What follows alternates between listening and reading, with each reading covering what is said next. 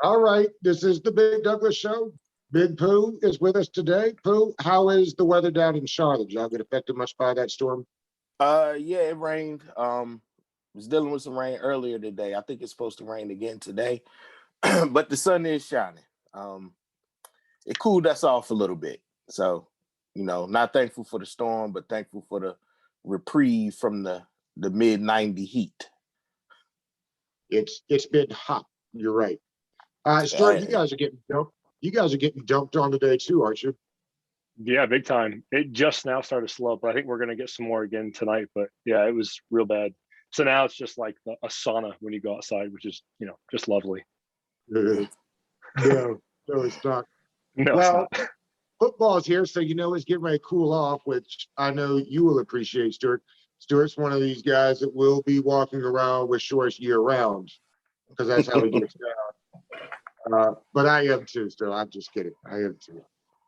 All right, let's get to the 53-man rosters on. Let's get to it. Let's start this way, Stuart. Which of these position groups are you the most concerned about after the initial 53 cut? Cornerbacks. I got some intriguing questions and observations, but when you phrase it like that, I have concerns about the cornerbacks. I mean, we got half the cornerbacks one's a veteran who has been traveling around. One is a second-year player, third-year player, nothing much. And there's Troy Apke, who frankly shouldn't see the field as a cornerback. So, I mean, what are we looking at? I'm really concerned about our cornerbacks. Besides the starting three. Right. I actually think we're good at cornerback. Bobby McCain can play corner. That's what he started off as a corner. Cam Curl, he plays the Buffalo nickel, so he plays a little corner. Definitely don't want to see Troy Apke out there playing anything but special teams. Yeah. And my concern is actually the linebacker depth. After the top three, seems like that's a lot of people's thoughts there, Pooh. Yeah, after the three, and you got a rookie, you have Holcomb, who looked like he's a little bit more improved this year with no injuries, and then you got Bostic, everybody's favorite. Why is he still on the team pick? That who's the fourth? Oh, Khaleke Hudson, another special teams guy. That scares me. The corners not as much as how bad the linebackers scare me. It's interesting, Pooh. I think the answer, your rebuttal to my cornerbacks will be my rebuttal, although I totally agree with you, but will be my rebuttal to you, and it is also the safeties. I think we're going to see a lot more safeties on the field. Yeah, and that's why they're oddly formed at cornerback and they're oddly formed at linebacker, because you're going to see the Curls and the Collins filling in with different spots, Buffalo nickels or large linebackers, etc. That must be the answer, because they're both odd to me. Both the cornerbacks and the linebackers are odd position groups right now. I think you're both right, because the corners, Stuart, I think, look, they're going to play the top three corners. McTire they liked, I guess he'll get some run. They said Robert Stipp because they wanted some veteran leadership, which I thought was odd because, I mean, Fuller and William Jackson III are both veterans at this point, but that was the reasoning. If that's what they want, that's fine. Troy Apke is not going to see the field, I don't think. Remember, they wanted to put him at corner last year. Without a preseason, they just couldn't do any of it, and so they just left him at safety. That's fine with me. You're both right. It comes down to the safeties. It comes down to the safeties. They're going to play a ton of safeties all over the place. 5-1-5, 5-2-4, but there'll be tons of them because of the fact that they like those tweeners, and in a division with lots of tight ends and running backs and catch the ball, that's probably the most important. It's why I think they've been linked to this Bernard McKinney that played down in Miami. Maybe adding a linebacker that way. I think Mayo went back up to the 53. Remember, too, for those listening, that this thing's going to change a bunch. You know what I mean? Like this 53 that they've got today is not going to be the 53 on the opening day. It probably won't be by the end of this weekend, which is odd that way. Jimmy Moreland didn't make it. Pooh, I would assume that you were surprised by that. A little. I thought he would make it over Roberts. I didn't think he would make it over McTyer, but I thought he would make it over Roberts. And I was reading that they felt like Roberts had a fantastic last 2 weeks. And I think Jimmy Moreland, I think he was just one of them guys who, not that he was bad, but it was just, we can get that in other places because he didn't play teams.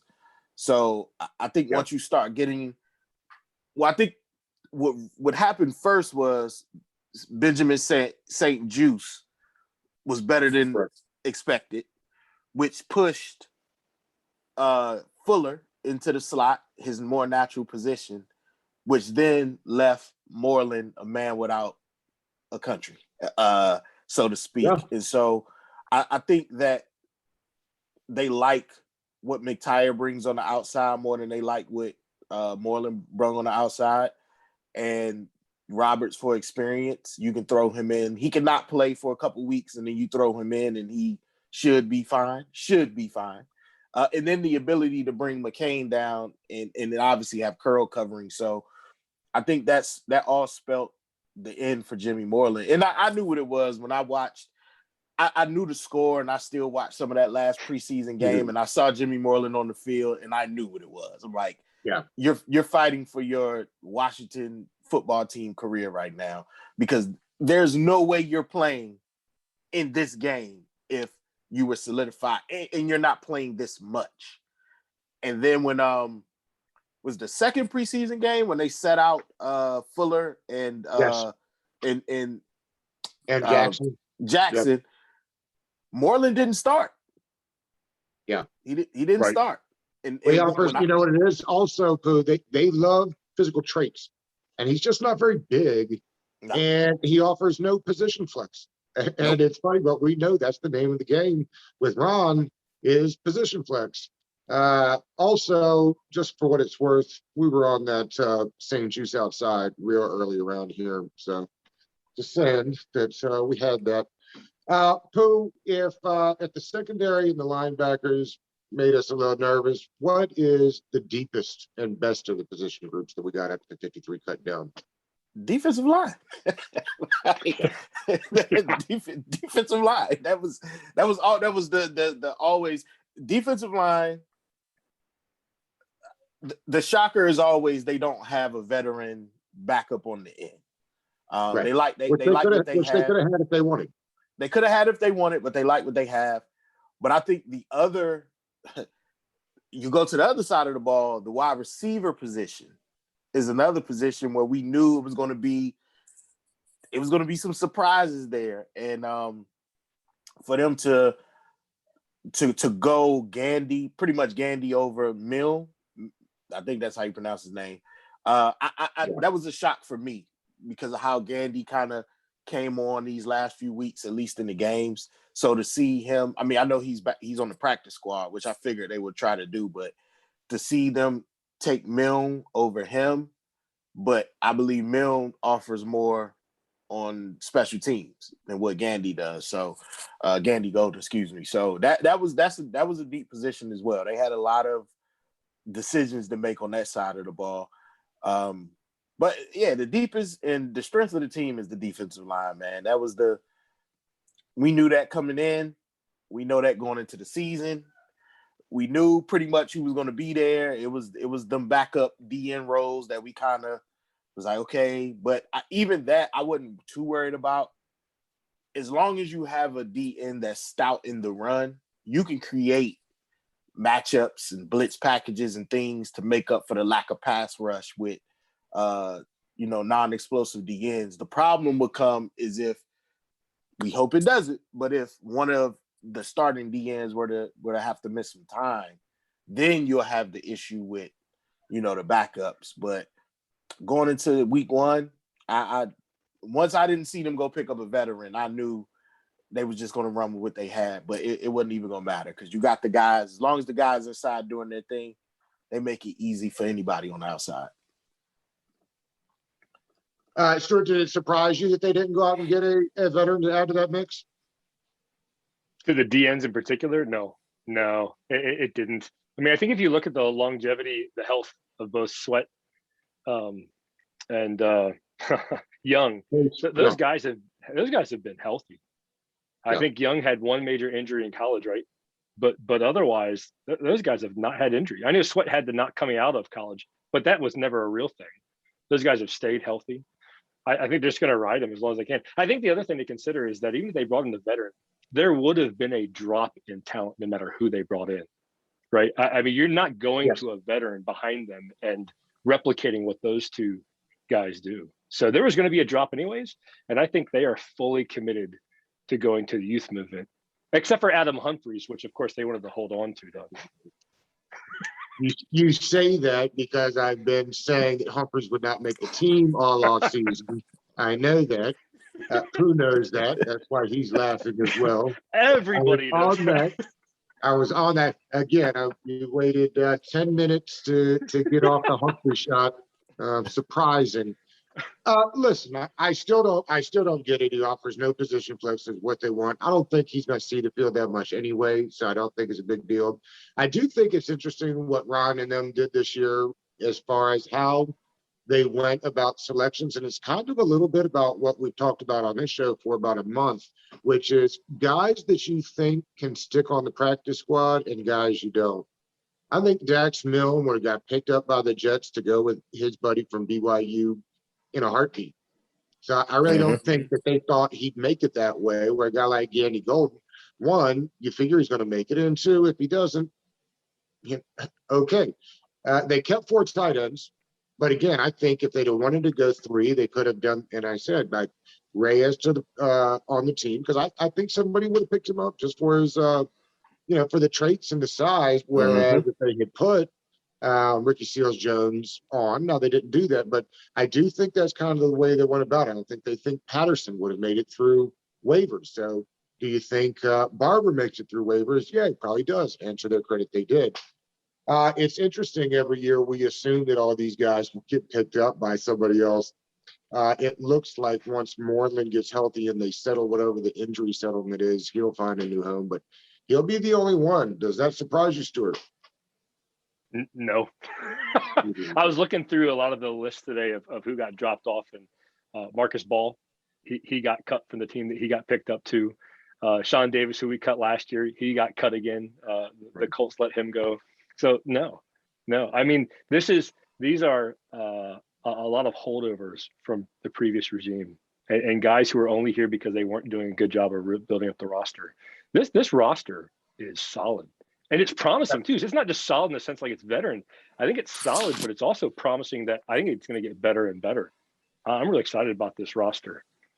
This is also something, Doug, me and you have been talking about all off season, was that this is only year 2 of a rebuild. That's right. Yes. And I think some of the selections they made as far as who they kept versus who they cut had to do with long-term potential versus immediate return. So, yes, like you said, Jared Patterson, he wouldn't have made it through waivers. Sammy Reyes, he wouldn't have made it through waivers. You can't expose that type of talent to the other teams in the league. So, I think that Ron is trying to balance out today versus tomorrow, and that's why you let a Moreland go and you take a risk on a McTire. And you let a Benjamin St. Juste see more time on the field. I mean, he's earned it, so you let him do that. I really think Adam Humphries is only around, and I could be mistaken, because they have no player that runs the slot. Like, he is the veteran slot mentor at this point. And I think that's why he stayed around. You can't throw Mill in there early. Diami Brown is more on an outside guy. Of course, Terry can run it, but you don't want him getting beat up over the middle all game. Samuel's going to be all over the field whenever we see him on the field. They want him to have the flexibility to play wherever they need him to play. So I think that's why Adam Humphries stayed on the team. It was going to be between him or Sims Jr. Sims Jr. obviously got cut a while ago. So once I saw Well, him get cut, I'll take Hump over Steven Sims Jr. for sure. I will give you that every time. Once he got cut, I knew Humphries was a guarantee. He was a lock for the roster because they had no other pure slot receiver once they cut Steven Sims Jr. So interesting. It's like you said. I mean, by the end of today, it could be some changes with the 53 and the practice squad. Who knows? But it was very interesting seeing how I wasn't surprised until we got to the Jimmy Moreland. Little surprise with Jimmy, little surprise with Gandy Golden. But the rest of the cuts, I was not shocked at all. It was no shocks there. No shocks. The tight end position is interesting. You guys have talked about how they are buying into younger players and realizing that they might have gotten stolen if they let them go. And I think we're all in agreement that happened with what would happen with Reyes as well. But what's interesting is that they kept Seals Jones. And I think that's because not only did they not want to make Reyes vulnerable to get picked up, but I also don't think that they think he can play much early. No, so they're basically stashing him on their active roster. Right. Really, Yeah. I don't know how often that happens, but he's going to be stashed on the active roster. No, I think you're absolutely right there. Let's not be surprised if he comes up with a mysterious injury in the next week or so, where but they do say he's actually the best blocker. Or one out of the tight ends. He's the best. He's the most physical at the point of attack. Oh wow! And it's amazing how he's formed his blocking technique so fast. But he's the best blocker. They said the catching. He's very athletic, but the catching is the part he's not natural in at this point in his career. He actually was at the podium today or yesterday and said, because he had options, and he chose here. Because of the tight ends coach, who he said, is the best coach he's ever had of all of us, not just football, obviously, because he had to be football coaches, but of all the coaches. We could take 5 seconds and do this. There's if Ron wanted Cam Newton, he could have had him. Pooh, yell at the people, please, that Cam Newton will not be coming to Washington. Ron had 2 chances. He had last offseason, this offseason. If he wanted Cam Newton, he would have Cam Newton. He sees what mostly all of us sees that aren't delusional Cam Newton fans. While he can be very serviceable, his career isn't over. As far as his, how much game he has left in him. But he is not the guy you want running your offense if your goal is to have a diverse offense. If you're trying to push the ball downfield, if you're trying to spread the ball around, he is not the guy. Cam Newton is a guy, if you want to run a very run-heavy offense, a la what they have in Baltimore or what they have in Tennessee, you get a Cam Newton for that. You don't bring a Cam Newton in if you're trying to have your passer with over 4,000 yards in the season. He's not the guy. And that's, even with the New England talk, I understood what they want. It's like we've seen how they played. Now, obviously, Tom Brady isn't there. He ain't walking back through that door, but we know what they want to play like. And they had to adjust their system for Cam Newton last year. I'm pretty sure they had to tailor, it's a whole chunk of McDaniel's playbook that they never even got into because of their lack of weapons and then the type of quarterback Cam is. That's not what they wanted. And they have a quarterback who's going to go through his growing pains, but it's what they want. So, Cam Newton isn't coming to Washington, people. And with that, we'll quickly move on then. Stuart, who's talking about dynamic offense? How hot is Scott Turner's seat this year? It's not hot. No, okay. It's not hot. I mean, if he just utterly lays an egg and the whole team falls apart, okay, but no, I don't think so. His seat gets hot if the offense doesn't perform this year, because now there's no excuse. You have, even with Heineke, you have 2 quarterbacks. They're going to spread the ball around. They're going to stretch the ball downfield. They're not going to dink and dunk the whole game. They actually going to, know the offense. So I think that as long as Heineke or Fitzpatrick is controlling the offense, Scott Turner's seat gets hot next season if the offense doesn't take a tremendous step up from where it was last year. Yeah, let me say, I think there's a difference between saying, is his seat hot, or are there very high expectations for him to perform? Yes, there are very high expectations for him to perform this year. Absolutely. But Yeah. but to say hot that he then gets fired is something, no. I mean, this thing.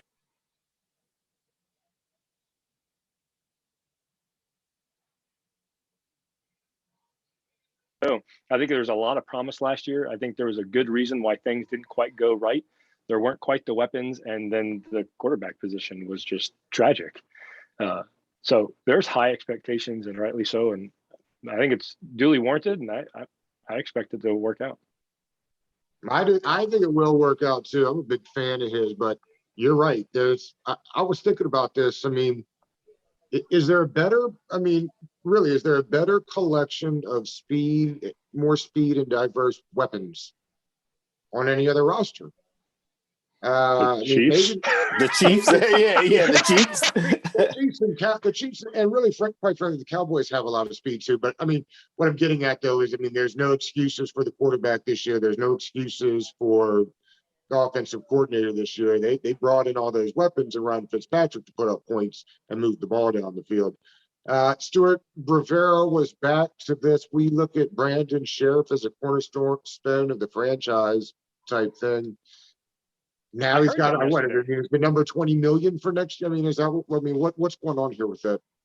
I heard that yesterday, and I started thinking the same thing. What type of political maneuvering was that statement? I just don't get it. It seemed like they had already determined to move on. Obviously hold on to him for this year, but that's it. And then to make that statement as if like we're still going to work on trying to hold on to this cornerstone. And I don't get. I don't agree in doing it, but I don't get where the statement comes from. It was really confusing. I think it was definitely, political. It was the, showing we still have faith and we want you here, but knowing more than likely you're not going to be here next year. I think it was one of them moves. Like he's going to. Do you think they'd actually offer a new contract to him? Do you actually think they'd really re-engage? Yeah, I think they do.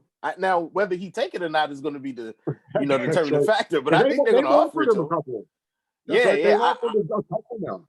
I've always said I think the discrepancy probably comes with Brandon Sheriff is health, and if you're going to be paid like the top guard in NFL, I need you on the field all season, and I believe that's the big thing because when he's on the field, he does his thing. Like he's an all-pro guard. Yes. When he's on the field. He's on the field. Yes. Well, and Stuart, you and I have talked about this. Pooh, we probably have too, but Rivera did this deal in Carolina once, right? Like paid the guard big ass money, and I think he regretted that instantly. So I don't know. It was just odd to hear him say that because I think Fortier told us that they tried to make him the highest paid guard in the league already, or close to it, and he said no thanks. He said all the right things, wants to be in town. They've said all the right things. They haven't. I'm stunned they hadn't tried to trade him. Somebody's not telling the truth. Well, nobody. That's right. Nobody's not telling the truth. I don't think they're going to trade him. And I know why they're not going to try to trade him. They could have already done that. I just think that they knew they could buy another year of preparing for his eventual departure. And I think they're hoping that either that becomes Eric Flowers' position next year, or Sadiq Charles finally settles into, a guard position. Because I truly believe he's going to be a guard on this team anyway. The way they threw Cosme right into that right tackle, fresh out of college, I think guard is going to be where he winds up. So I definitely think they basically just say, okay, we have another year to prepare to find his replacement. But we're going to continue to say the right things. Ron is a guy who's always said the right things and tried to play, the political cards right. And I just think that's what this was here, because everybody knows they can't even discuss a contract until the off season. So what's the harm in really saying it? What's interesting is I recall the comment yesterday no one asked him about it. That was out of he's the one who genesis Yeah. even bringing him up as it was like why that. he could have Rob not said does that, anything. and it drives Del Rio crazy. Have you heard Del Rio's press conferences? Sometimes they'll ask him questions, and he'll be like, well, I don't talk about things like that. The head coach might give y'all some nuggets like that, but I won't." And I'm always surprised. Like, it's kind of a little bit of shot at the head coach there, but it makes me laugh. One more comment on Sheriff, though. It does work out to have him because it only benefits as an asset to Cosme's growth to have that veteran there at left guard. So I'm all for him being on the roster right now. Yeah. And it's interesting. They've got Charles at right tackle 2 and left tackle 3 right now in the depth chart. He's the swing offensive lineman. He's the ultimate swing guy. He's gonna have. They're gonna put him everywhere but center. Like he's gonna. I think as they figure out what's gonna end up being the best position for him, where he finds his place in the league, and I think he'll find it after this season, a healthy season. Because last year he had the calf thing, and then he played like 2 plays and had the knee thing, and so I think once he get a full season under his belt, they'll figure out kind of where he should be. But for now, he's definitely going to swing. They're going to give him a shot at whatever, because you never know, he could be the left tackle of the future. He just hadn't had a chance to play that position. Would love that. They Absolutely. would love to have the tackles solidified. I don't know if he'll be that or not, but that would be a bonus. Absolutely. Stuart, let's just in case we don't have you on before the first game of the season again, what makes for a good season for Washington this year? Winning the division, going to the playoffs. It's interesting. That is across the board, Pooh. I mean, really? We're talking more. Yeah. Everybody that I've talked to over the last month and a half, and I've probably gotten 10 of these, what does the season look like? I'm always amazed, not surprised, but amazed. I mean, people want that playoff. And I think it's because they really, again, Pooh, you're right, year 2 of a rebuild, they didn't really do anything drastic other than William Jackson. But there's sense around the league in general, there's a buzz building about this Washington team. And I'm always stunned that it's not, I've gotten like 3, let's say, just making progress and improvements. But I bet you 75, 80% of the people are with you, Stuart. I mean, we got to get back to the playoffs and try to win one, a home playoff game. I do want to caveat, though. I think it's also winning the division. In other words, it's not just going to the playoffs. I mean, I'm not going to frown on making the playoffs, but it's both, actually. I just, we won the division now. Like, that's what we should be expecting as a good season now, is to win the division, go to the playoffs. Obviously, I'll take the playoffs and not win the division, but I think it's both. I think once the preseason started and you started to get a look at the other teams in the division, nobody was ever worried about the Eagles. I don't think people are too worried about the Giants because Daniel Jones is still their quarterback. And Dallas, we don't really know what that defense is going to look like. While they could score points, as long as Dak playing, they can put some points up. They're going to give them up as well. So I think once you started seeing the Giants, we knew the Eagles wasn't going to be good. And then you start really paying attention to the Cowboys. We got to see them on Hard Knocks, see their preseason games. I think people started really saying, I think Washington can run it back again this year, because the division isn't strong. It's not strong. The only thing working against Washington right now is they put up a stat for one game I was watching where, once again, no team in NFC East has won the division back-to-back since I don't know when. And even people's like, yo, we always say how bad Washington has been, but they've won the division 3 times in the past, 15 years or 8 years or something like that. Like, they have actually won the division 3 times. And no team has won a division more than 3 times in that same period. So it's like, the division is just bad, for all intents and purposes. So I think once people started realizing those things, then the expectation for this season kind of started leveling up.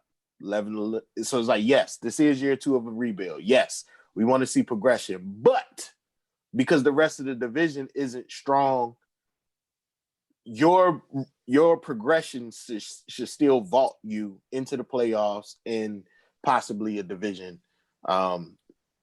where you're going to need to win a division to make the playoffs out of NFC East. I don't think any wild cards are coming out of the NFC East. Barring injuries, which last year we were remarkably healthy considering the previous couple of years, right? Mm-hmm. So barring ridiculous injuries or a lot more Fitz tragic than Fitz magic, there's no reason that we're not going to be in every single one of these games and shouldn't come out to be the winner, especially when it comes to these NFC East contests. That's not disrespecting those teams at all. I really feel confident in this roster and the momentum they're building and this coaching staff. Maybe I've completely got Aspirin syndrome going on over here. We're going to disrespect the Eagles. We disrespected them. I won't disrespect the Giants or the Cowboys. We're going to disrespect the Eagles. They're not going to Okay, fine. They're okay, not good. I'm all right with that. Yeah. Stuart, real quick, and then we're going to get out of here. How many wins for the team this year? Well, let's see. We got to remember it's a 17-game schedule. You did. Right? That's right.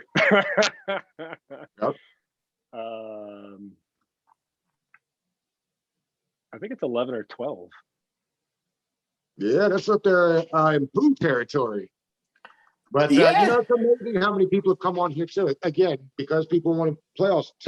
10 has kind of been like the average. Some people on 11, a couple on 9, but 10 seems to be what most people are on. I think I'm gonna go back down and say 11. Let me get off that 12. Let me just say I think I'm thinking 11. Yeah. I just what do you think it takes to win the division? How about that real quick? What do you think it's gonna take to win the division? I would think 10 wins. About 10. That seems right. About 10. I mean, if this could be a top 5 defense and it's not the last offense in the league, I mean, think about how good that team is last year if they're even 15th in the league in offense. And that's the thing. I think they're going to, as long as they can get middle of the pack on offense and stay top 5 on defense, their only problems are really going to come against the elite of the elite quarterbacks. Which we play like all of them this year. Yeah, the Patrick Mahomes. John Allen, Brady again. Got to play Aaron Rodgers. Allen has a question mark for me because he progressed tremendously last season, right? Got to show you again. He got to show me again. Like he outperformed any expectation any pundit probably had for him. True. Like he was like, where did this guy come from? You know, he made all the right plays, all the right decisions. Got to show me again. So he's but the Mahomes, the Brady's, if Dak is healthy, Dak can spread that thing and they have the weapons. Like I said, their defense is the question mark. Rodgers, those guys scare me. Like I'm not scared of Justin Herbert. I'm not scared of Daniel Jones. I'm not scared of Jalen Hurts. I'm not scared of guys like that. It's the elite of the elites, which we can compete, with them, but it's just catching them at the right time.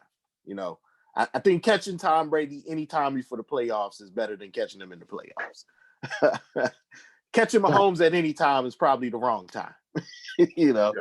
So it's going to be interesting. All right, fellas. Well, I think it's easy to say that this is probably one of the best rosters that this franchise has had in quite some time. I don't think there were anything too crazy that we saw. Stuart, thanks for hopping on today. Pooh, are you back Friday? Do you know? I'm back on Friday. All right, we'll come back on Friday. Chris Baker's coming by the show, so that'll be a lot of fun. Yes, indeed. All right, y'all have fun with that. I got to see. Right. What was his nickname? Swaggy? Swaggy. Oh, Swaggy. Yeah. I got to be on with Mr. Swaggy. We'll have a lot of fun then. So come back and see us on Friday. Stuart, I'll holler at you. Bye, guys. All right, appreciate you. All right.